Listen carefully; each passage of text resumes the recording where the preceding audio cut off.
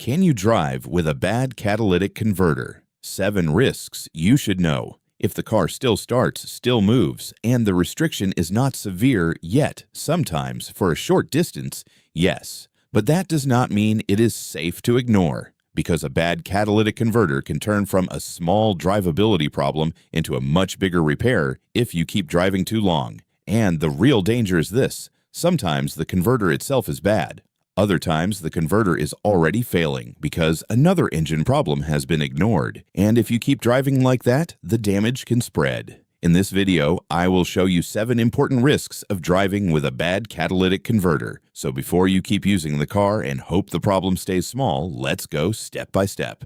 Risk number 1. Loss of power can get worse very quickly. One of the biggest problems with a bad catalytic converter is restriction. If the converter starts clogging, exhaust gases cannot leave the engine properly. And when exhaust flow is restricted, the engine starts struggling to breathe. At first, you may only feel slightly weak acceleration. But if you keep driving, that power loss can become much more noticeable. The car may feel lazy. It may struggle uphill. It may respond poorly when you press the gas. And in serious cases, it may barely accelerate at all. That is why driving with a bad converter can become more dangerous over time, because the car may not give you the power you expect when you actually need it. Risk number 2. The engine and exhaust system may run hotter than normal. A failing or restricted converter can trap heat in the exhaust system, and when heat cannot escape properly, temperatures begin to rise. That extra heat does not always stay isolated inside the converter. It can affect the exhaust system, the engine bay, and overall engine operation too.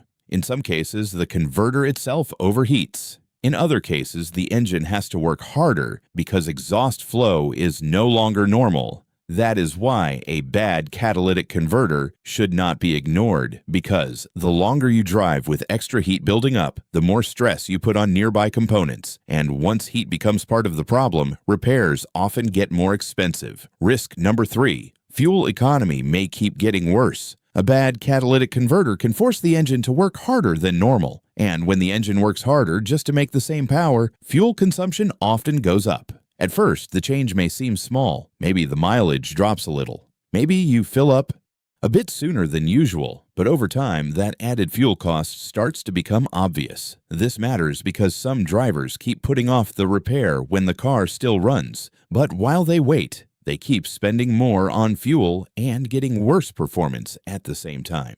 Risk number 4. The real underlying problem may keep damaging the engine and exhaust system. A catalytic converter often fails for a reason. It may already be suffering because of engine misfire, a rich fuel mixture, oil burning, or other combustion problems. So if you keep driving without fixing that root cause, the damage usually spreads. That means the converter problem may get worse, and the engine may continue creating the same harmful conditions that caused the issue in the first place. This is one reason a bad catalytic converter should never be viewed as only one bad part. Sometimes it is the warning sign that something else has already been going wrong for too long. Risk number 5. The car may start running rough and become less reliable. A badly failing converter does not always stay at the level of just poor performance. Sometimes the car starts running rough. Sometimes it hesitates badly. Sometimes it stalls. And, in more serious cases, it may become hard to start or feel like it cannot breathe properly.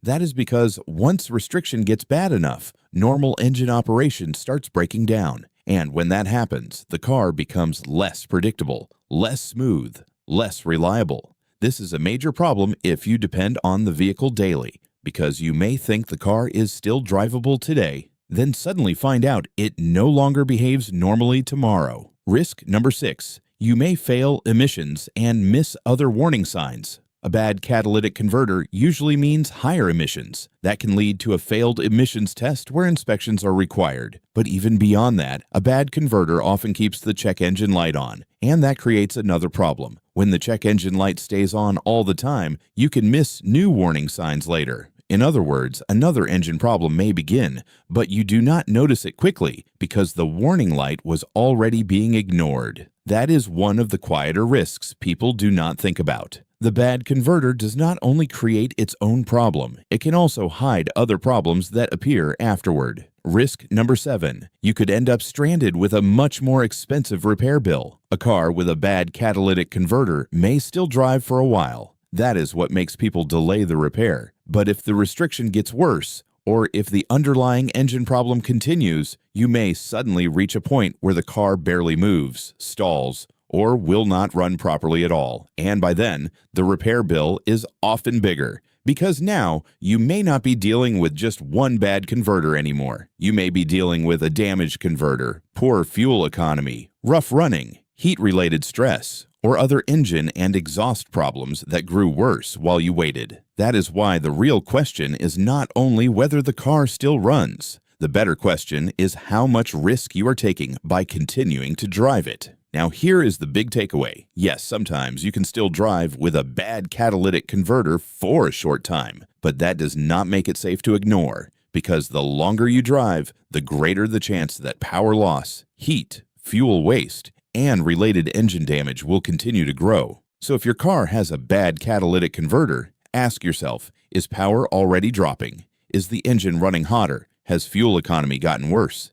Is the car starting to run rough? Is the check engine light staying on? And could another engine problem already be damaging the converter? Those questions matter, because if the converter problem is still in its early stage, dealing with it sooner can save you money. But if you keep driving too long, the repair usually gets bigger, not smaller. So let's quickly recap. Driving with a bad catalytic converter can lead to worse power loss, higher engine and exhaust heat, poorer fuel economy, more damage from the real underlying cause, rough running or stalling, failed emissions and a constant warning light, and eventually a breakdown with a much more expensive repair. So yes, the car may still drive, but that does not mean it is smart to keep driving it for long. And now I want to hear from you. Did your car still run with a bad catalytic converter? If so, what got worse first? Loss of power, bad fuel economy, a sulfur smell, a check engine light, or rough running?